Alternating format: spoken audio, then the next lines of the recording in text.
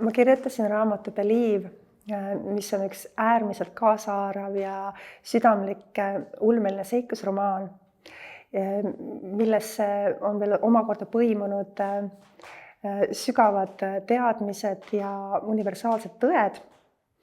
Ja loo keskmes on Believe ja Luck, noormees ja tüdruk, kes põgenevad enda vangistajate käest, kes on pannud neid uskuma, et nad peavad ennast salgavalt teisi teenima. Ja see teekond saabki alguse sellest, et nad põgenevad paljajalu läbi metsa, kus nad kohtavad erinevaid põnevaid tegelasi. Kõik toimub selliselt hästi maagiliselt, palju pöördelisi hetki on ja kogu selle keskmes on siis universaalsete elutõdede ja inimpsühholoogia teemad, kus nad arutlevad omavahel.